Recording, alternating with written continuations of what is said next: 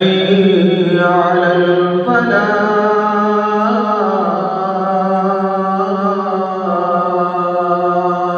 ہمیں بلا تاخیر فضیلت الشیخ ہمارے دلوں کی دھڑکن خطیب ہر دل عزیز مقرر ذیشان محترم جناب حضرت علامہ محمد اشرف شہزاد صاحب جزاک اللہ واحسن الجزا وہ آئیں اور اپنے خطاب سے ہمیں محسوس فرمائیں.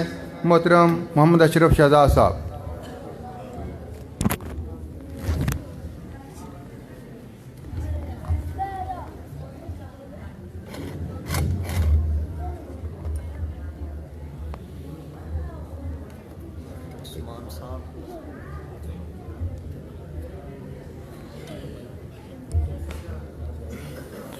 السلام علیکم ورحمۃ اللہ وبرکاتہ.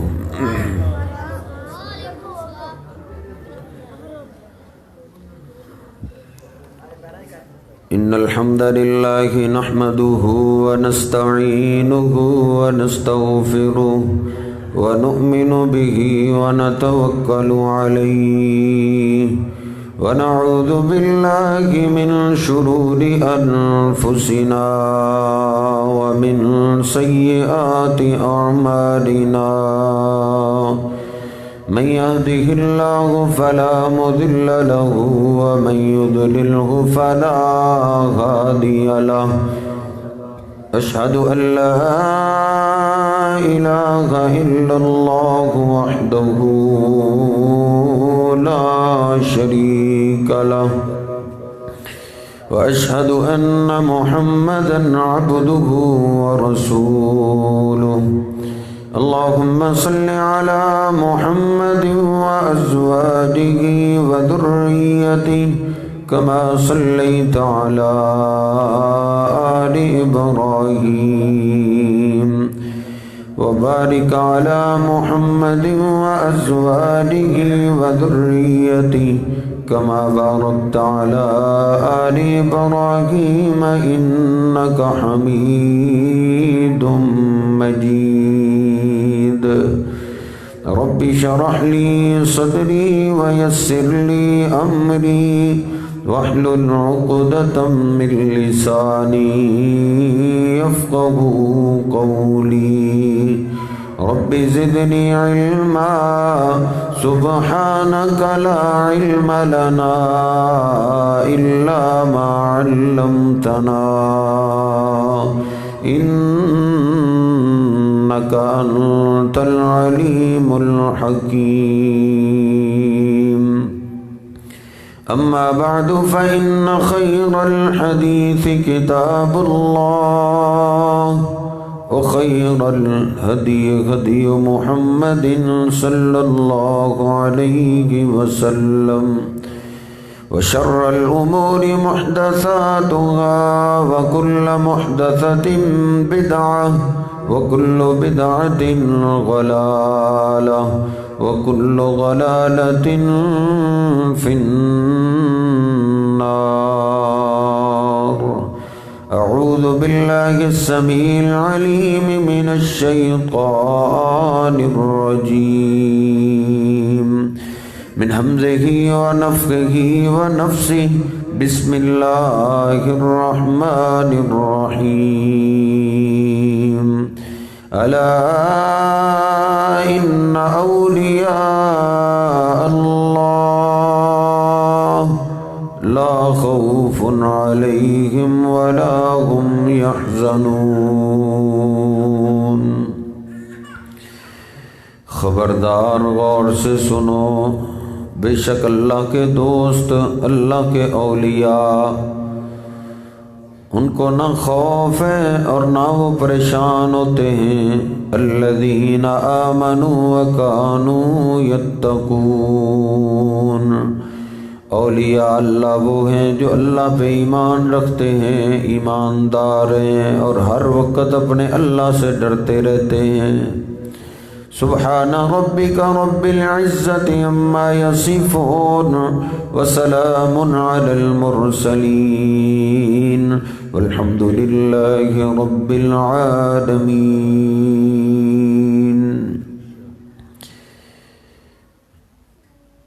اللہ کی دوستی اور اللہ پاک کی محبت یہ ایک بہت بڑا شرف ہے، ایسا شرف ہے کہ ہم اس کا اندازہ نہیں لگا سکتے۔ جس طرح کہ بخاری شریف میں ہے،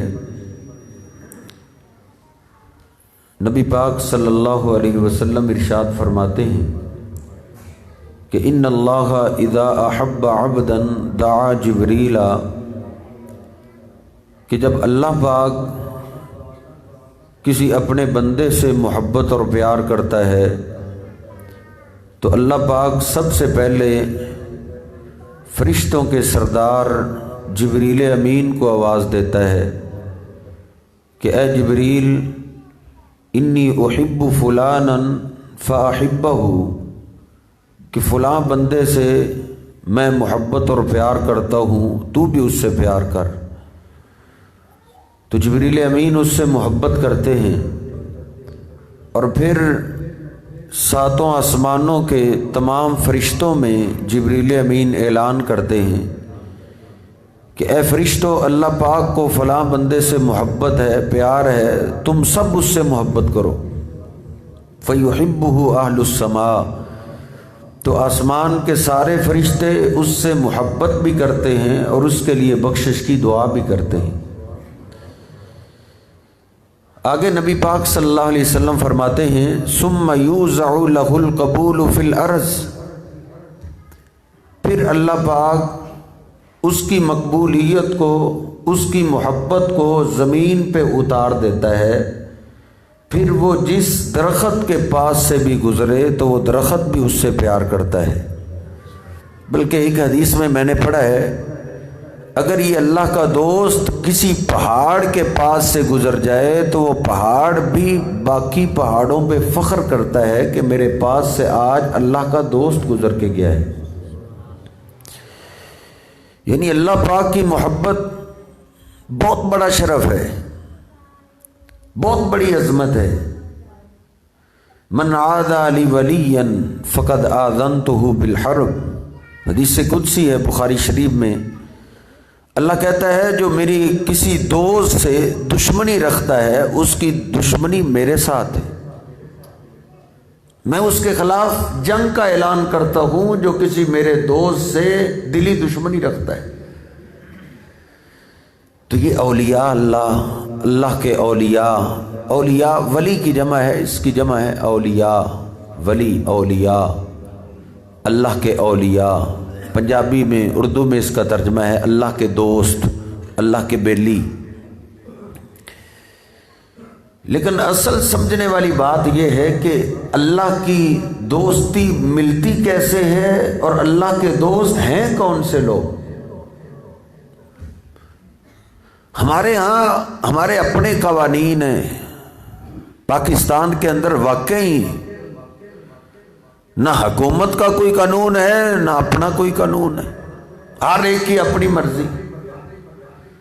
ہمارے ہاں کوئی 10-12 رنگوں والا سوٹ پہن لے تو ہم اس کو سمجھتے ہیں یہ ہے کوئی پہنچی ہوئی سرکار، یہ ہے کوئی ولایت کے اعلیٰ درجے پہ۔ کیوں بھائی؟ اس کے کپڑے کے رنگ اتنے۔ ہمارے ہاں اگر کوئی گلے کے اندر تسبیحوں کے ہار پہن لے، لمبے چوڑے ہار پہنے ہوئے ہو، ہم سمجھتے ہیں تسبیح تو ایک نہیں مان اتنے ہار پہنے ہوئے تسبیح کہ یہ ہے کوئی واقعتا نہیں پہنچی سرکار۔ یہ ہمارے جو نظریات ہیں نا وہ عرض کر رہا ہوں۔ ہمارے ہاں اگر کوئی اللہ نہ کرے ننگے سر نماز پڑھ لے، ویسے میں ننگے سر نماز نہیں پڑھتا، سر کے اوپر کچھ نہ کچھ ہونا چاہیے، رومال، پگڑی، ٹوپی وغیرہ ہو ہی تو نماز پڑھنی چاہیے، خوبصورت لگتی ہے۔ ہمارے ہاں سادہ لوگ ہیں، ننگے سر کوئی نماز پڑھتا ہوا کسی کو دیکھ لیں تو ہم اس کو گستاخ سمجھتے ہیں، لیکن اگر کوئی بد نصیب سارے کپڑے اتار کے ننگے شاہ بن جائے ہم اس کو اللہ کا ولی سمجھتے ہیں۔ ہم اس کو پیر سمجھتے. اصل یہ سمجھنے والی بات ہے کہ اللہ کی دوستی، اللہ کی محبت، اللہ کا قرب ملتا کیسے ہے. کن لوگوں کو کہہ سکتے ہیں کہ یہ اللہ کے اولیاء ہیں. سیدنا عبداللہ بن مسعود رضی اللہ تعالیٰ عنہ فرماتے ہیں من احب ان یحبہ اللہ ورسولہ، جو آدمی پسند کرتا ہے کہ اللہ اس سے محبت کرے، اللہ کا وہ محبوب بن جائے، اللہ کا دوست بن جائے، جو چاہتا ہے کہ اس کو آج پتہ چل جائے. ایک تو ہے نا قیامت کے دن تو سب کو پتہ چل جائے گا، موت کے وقت سب کو پتہ چل جاتا ہے. اگر اللہ کی دوستی والا معاملہ ہو، فرشتے روح قبض کرنے کے لیے آتے ہیں تو سلامیاں پیش کرتے ہیں، اور اگر اللہ نہ کرے معاملہ دوسرا ہو تو فرشتے مرمت کرتے ہیں. موت کے وقت تو پتہ چل جاتا ہے. لیکن اگر جو آدمی چاہتا ہے کہ مجھے اب بھی پتہ چل جائے زندگی میں کہ آیا میں اللہ کی محبت کے قابل ہوں یا نہیں، اللہ مجھ سے محبت کرتا ہے یا نہیں، تو فرماتے ہیں کہ اپنے دل سے سوال کر لے. اس سوال کا جواب اس کے دل کے پاس ہے. وہ کیسے؟ فرماتے ہیں فَلْيَنْظُرْ فَإِنَّ الْقُرْآنَ فَهُوَ يُحِبُّهُ اللَّهُ وَرَسُولُهُ. فرماتے ہیں وہ اپنے دل سے پوچھ لے کہ آیا اس کے دل میں قرآن پاک کی محبت ہے، اللہ پاک کی پاک کلام کا پیار اس کے دل میں ہے. اگر اس کے دل میں قرآن مجید کی محبت ہے تو وہ یقین کر لے اس سے اللہ بھی پیار کرتا ہے، اللہ کے محبوب پیغمبر بھی پیار کرتے ہیں. کیونکہ اللہ اور اللہ کے رسول صلی اللہ علیہ وسلم کے ہاں مقام اس کا ہوتا ہے جس کا تعلق قرآن مجید کے ساتھ ہے. جس کا تعلق قرآن مجید کے ساتھ ہے، جیسا جیسا اس کا تعلق قرآن پاک سے بڑھتا جائے گا ویسے ویسے وہ اللہ کا قریب بھی ہوتا جائے گا. آپ اندازہ کیجئے کہ دن تو سارے ہی اللہ کے بنائے ہوئے ہیں، مہینے تو سارے ہی اللہ نے بنائے ہیں، لیکن سب سے افضل ترین مہینہ جانتے ہو کون ہے؟ کون سا ہے؟ رمضان کا مہینہ. اب رمضان کے مہینے کا اتنا مقام کیوں ہے کہ ہر بچہ کہتا ہے سب سے افضل مہینہ رمضان، ہر بوڑھا جوان کہتا ہے کہ سب سے افضل ترین مہینہ رمضان کا ہے. اس رمضان کا تعلق کس سے ہے کہ اس کو اتنا مقام ملا ہے؟ آئیے اللہ رب العزت فرماتا ہے شہر رمضان الذی انزل فیہ القرآن. لوگوں رمضان کے مہینے کا تعارف یہ ہے، رمضان کو شان کیوں ملی ہے، رمضان کو مقام کیوں ملا ہے. اللہ فرماتا ہے لوگوں رمضان کی عزت کیا کرو، احترام کیا کرو، کیونکہ رمضان کا مہینہ وہ مہینہ ہے جس میں ہم نے قرآن مجید کو نازل کیا ہے. رمضان کو باقی مہینوں سے مقام کیوں ملا ہے؟ کیونکہ اس مہینے کا تعلق قرآن مجید کے ساتھ ہے. اب پورے رمضان کے 29-30 راتیں ہوتی ہیں، اور ساری راتوں میں سے افضل ترین رات کون سی ہوتی؟ لیلۃ القدر خیر من الف شہر. لوگوں قدر کی رات لیلۃ القدر، یہ ایک رات کی عبادت اللہ کے ہاں 1000 مہینوں کی عبادت سے بھی بہتر ہے. اب قدر والی رات کا تعارف کیا ہے؟ اس کو اتنی شان کیوں ملی ہے، اتنا مقام کیوں ملا ہے؟ بسم اللہ الرحمن الرحیم. انا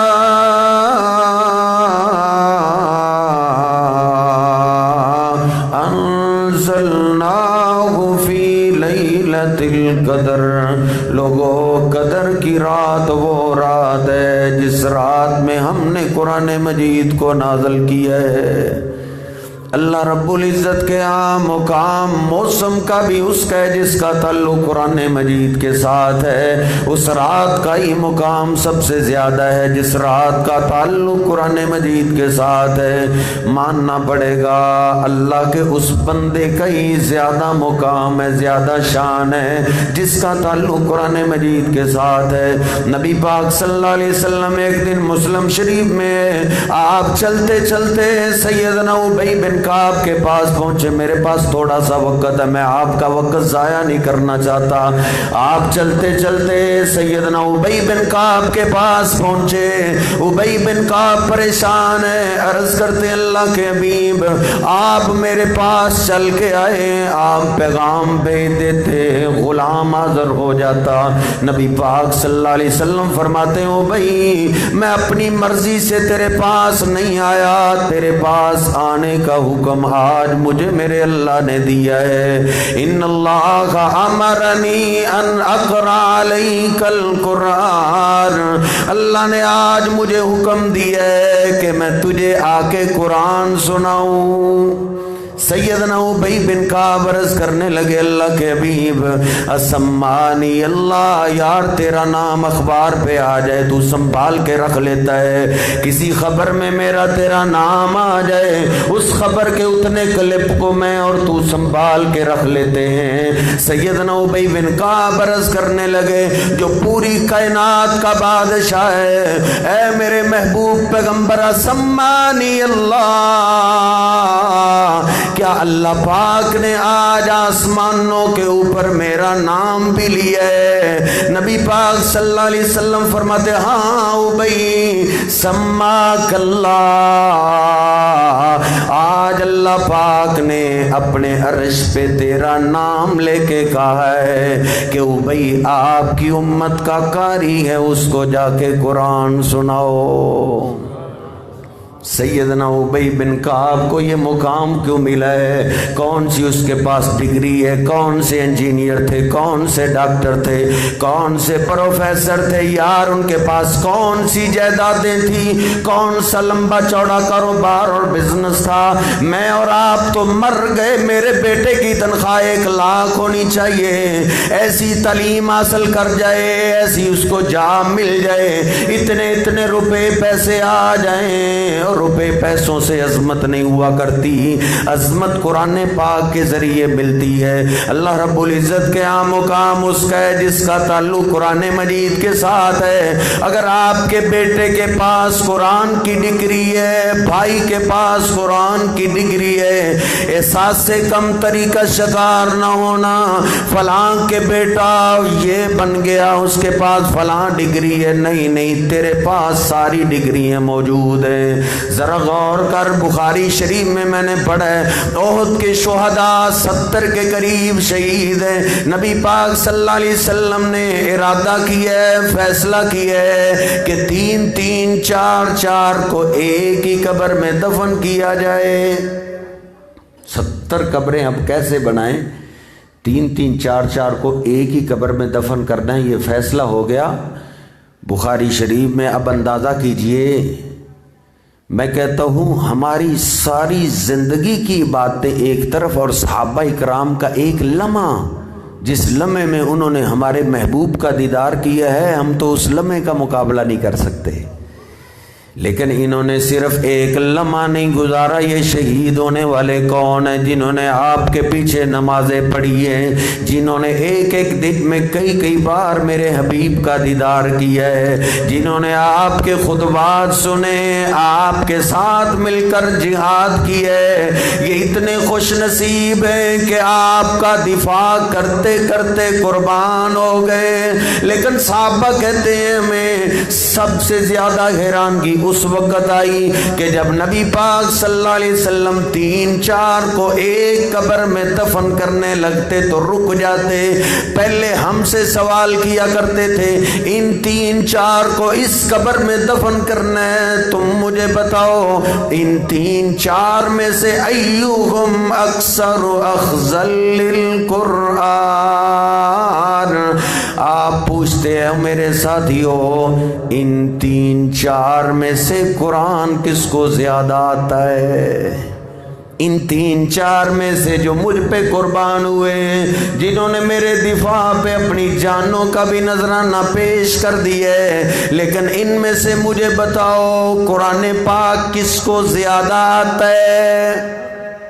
صحابہ کہتے ہیں، ہم اشارہ کرتے اللہ کے حبیب ان میں سے تو یہ قرآن کا قاری ہے، اس کا قرآن پاک سے بڑا تعلق تھا۔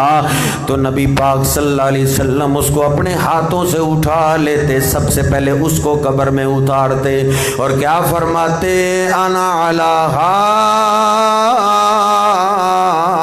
ہؤلاء شہید یوم القیامہ۔ او میرے ساتھیوں، کسی کے ایمان کی گواہی فرشتے دیں گے، کسی کے ایمان کی گواہی مسجدوں کے ممبر و محراب دیں گے، لیکن ان قرآن سے پیار کرنے والوں کے ایمان کی گواہی قیامت کے دن میں دوں گا۔ اللہ کے ہاں بھی مقام اس کا ہے جس کا تعلق قرآن مجید کے ساتھ ہے، نبی پاک صلی اللہ علیہ وسلم کے ہاں بھی مقام اسی کا ہے جس کا تعلق قرآن مجید کے ساتھ ہے۔ سیدنا اسید بن حضیر رضی اللہ تعالیٰ عنہ صحیح البخاری میں موجود ہے، صبح سویرے نبی پاک صلی اللہ علیہ وسلم کے پاس تشریف لائے، نماز کے بعد عرض کرنے لگے، اے اللہ کے حبیب رات کو میرے گھر میں بڑا عجیب و غریب واقعہ پیش آیا ہے۔ کہا کیا ہوا ہے؟ کہا اللہ کے حبیب میں رات کو گھر میں قرآن مجید کی تلاوت کرنے لگا تو گھوڑا بدکنے لگا، میں نے تلاوت کو روک دیا، گھوڑا بھی تھم گیا، میں نے پھر تلاوت شروع کر دی، وہ پھر بدکنے لگا، میں نے پھر تلاوت کو روک دیا، 3 دفعہ ایسے ہوا، پھر میں نے تلاوت کو بالکل بند ہی کر دیا۔ اللہ کے بھی پھر میں کمرے سے باہر نکلا کہ دیکھوں تو صحیح معاملہ کیا ہے، میں نے دیکھا میرے سین کے اندر نور ہی نور ہے، روشنی ہی روشنی ہے، میں نے اوپر کو دیکھا فَإِذَا مِثْلَ الظُّلَّةِ، ایک بہت بڑا سائبان ہے، فِيهَا الْمَصَابِيحُ، اس کے اندر نور ہی نور ہے، چراغ ہی چراغ ہے، وہ دھیرے دھیرے آسمان کی طرف چڑھ رہا ہے، دیکھتے دیکھتے وہ آسمان کی طرف چلا گیا۔ نبی پاک صلی اللہ علیہ وسلم فرماتے، او حسید اقرا یا بنا حزیر، او حزیر کے بیٹے حسید یار تم نے تلاوت کو بند نہیں تھا کرنا، تم نے پڑھتے رہنا تھا، پڑھتے رہنا تھا۔ جب تم گھر میں قرآن مجید کی تلاوت کر رہے تھے، اللہ پاک نے تیری آواز کو آسمان تک پہنچا دیا تھا۔ تلک الملائکۃ دنت لصوتک، یہ آسمان سے نوری ملائک تیرے گھر میں تیری تلاوت کی آواز سننے کے لیے آئے ہوئے تھے۔ اگر تم پڑھتے رہتے تو ان فرشتوں نے تیری تلاوت کو چھوڑ کے نہیں تھا جانا، بچوں نے بھی فرشتوں کو دیکھ لینا تھا۔ اللہ کے ہاں مقام اسی کا ہے، اسی گھر میں رحمت کا نزول ہوتا ہے جس گھر میں قرآن پڑھا جاتا ہے، اسی گھر میں ہی برکات کا نزول ہوتا ہے جس گھر میں قرآن پڑھا جاتا ہے۔ فصلوں کو بیماری نہیں لگتی جن فصلوں کے مالک کے گھر میں قرآن مجید کی تلاوت ہوتی ہے، ان گھروں کے اندر پریشانی مصیبتیں نہیں آیا کرتی جن کی اولادیں قرآن پاک کی تلاوت کیا کرتی ہیں۔ وہ بڑا ہی خوش نصیب گھر ہے جس گھر میں ایک چھوٹا سا بچہ قرآن مجید کی تلاوت کرتا ہے۔ یار تیرا میرا بیٹا بیٹی گھر میں قرآن پڑھے گی، کیسے برکات کا نزول ہوتا ہے۔ اسید نے تلاوت کی، آواز آسمان تک پہنچ گئی ہے۔ میں نے حدیث کی کتابوں کے اندر ایک بچے کی داستان پڑھی ہے۔ نبی پاک صلی اللہ علیہ وسلم فرماتے ہیں رات کو اللہ پاک نے مجھے جنت کی سیر کروائی ہے۔ جب میں جنت میں گیا فَإِذَا سَمِعْتُ فِيهَا قراءة من القرآن، آپ فرماتے ہیں جب میں جنت میں داخل ہوا تو جنت میں مجھے قرآن مجید کی آواز آنے لگی، جیسے کوئی جنت میں قرآن پڑھ رہے۔ کسی کے قدموں کی آواز جنت میں جاتی ہے، لیکن آج عجیب منظر ہے، کسی کے قرآن کی آواز جنت میں جا رہی ہے۔ میں نے پوچھا او جبریل یہ مجھ سے پہلے جنت میں کون آ گیا؟ کہا گیا آپ سے پہلے جنت میں کون آ سکتا ہے؟ اللہ پاک نے جنت کا افتتاح ہی تو آپ سے کروانا ہے۔ کہا یہ ایسے لگ رہا ہے جیسے جنت میں کوئی قرآن مجید پڑھ رہے۔ کہا نہیں آقا، یہ نعمان کا بیٹا حارثہ ہے، آپ کے مدینہ پاک میں یہ جب بھی اپنے گھر میں قرآن پڑھتا ہے اس کی آواز جنت میں آتی ہے۔ اللہ پاک کے ہاں بھی مقام اسی کا ہے جس کا تعلق قرآن مجید کے ساتھ ہے۔ نبی پاک صلی اللہ علیہ وسلم کے ہاں بھی مقام اسی کا ہے جس کا تعلق قرآن مجید کے ساتھ ہے۔ فقیرانہ آئے صدا کر چلے، اللہ تمہیں خوش رکھے، ہم دعا کر چلے۔ اللہ رب العزت ہم سب کو قرآن مجید کے ساتھ مضبوط تعلق ملانے کی توفیق عطا فرمائے۔ اللہ ہمیں اپنی اولادوں کو، اپنے بچوں کو، اپنی بچیوں کو قرآن مجید کے لیے وقف کرنے کی توفیق عطا فرمائے۔ وَأَقُولُ قَوْلِي هَٰذَا أَسْتَغْفِرُ اللَّهَ لِي وَلَكُمْ وَلِسَائِرِ الْمُسْلِمِينَ۔ یا رب لک الحمد کما ینبغی لجلال وجهک ولعظیم سلطانک وإلہکم الہ واحد لا الہ الا هو الرحمن الرحیم۔ اللہم صل علی محمد وعلی آل محمد کما صلیت علی ابراہیم وعلی آل ابراہیم انک حمید مجید۔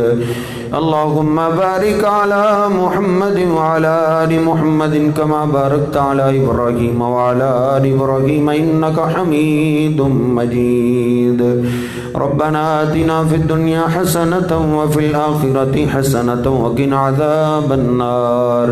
اے میرے اللہ دیکھ رات کا اتنا حصہ گزر گیا، تیرے گھر میں ہم بیٹھے ہوئے تیرے مہمان بن کے، اے میرے اللہ تیرے حبیب کا تذکرہ کرتے سنتے رہے ہیں۔ اللہ اس مجلس کو قبول فرما۔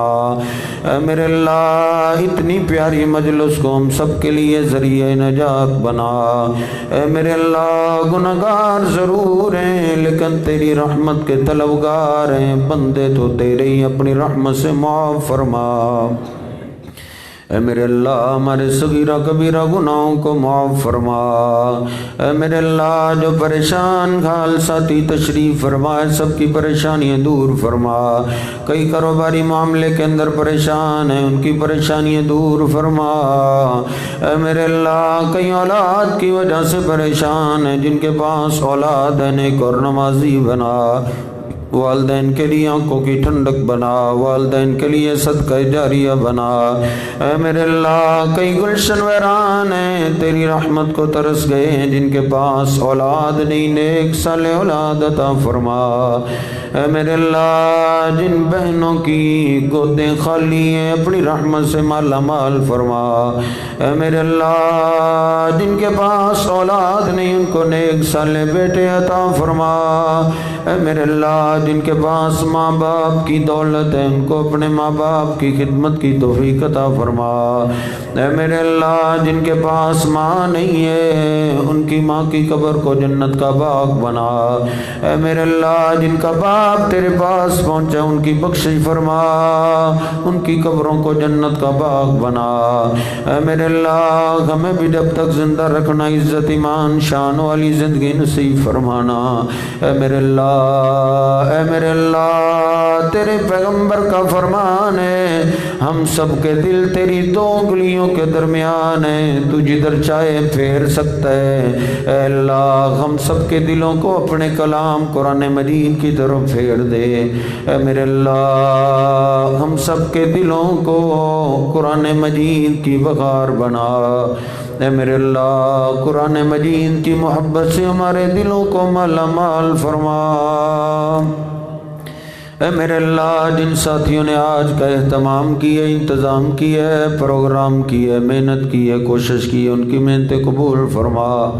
اے میرے اللہ ہمارے شیخوں کی محنتیں قبول فرما، اے میرے اللہ ان کو اور تیرے دین کی خدمت کرنے کی توفیق عطا فرما، اے میرے اللہ جن تیری بندیوں نے تیری پاک کلام کو سمجھے، اے اللہ ان کی دنیا آخرت بہتر بنا، اے میرے اللہ اپنی ان بندیوں کی تو حفاظتیں فرما، دنیا کے فتنوں سے ان کی حفاظتیں فرما، اے میرے اللہ ایمان شان زند والی خوبصورت زندگی نصیب فرما، اے میرے اللہ اس مرکز کو قیامت تک آباد فرما، جو اس تیرے گھر کو آباد کرنے میں لگے ہوئے ہیں تو ان کے گھروں کو آباد فرما، جو اس تیرے گھر کو آباد کرتے کرتے تیرے پاس چلے گئے ہیں اللہ ان سب کو ان کے لیے صدقہ جاریہ بنا، اے میرے اللہ ہم سب کو نیک اور نمازی بنا، قرآن سے پیار کرنے والا بنا، ربنا ظلمنا انفسنا وإن لم تغفر لنا وترحمنا لنكونن من الخاسرين، ربنا تقبل منا إنك أنت السميع العليم وتب علينا إنك أنت التواب الرحيم، اللهم صل على محمد وأزواجه وذريته كما صليت على آل إبراهيم وبارك على محمد وأزواجه وذريته كما باركت على آل إبراهيم إنك حميد مجيد، سبحان ربك رب العزة عما يصفون وسلام على المرسلين والحمد لله رب العالمين۔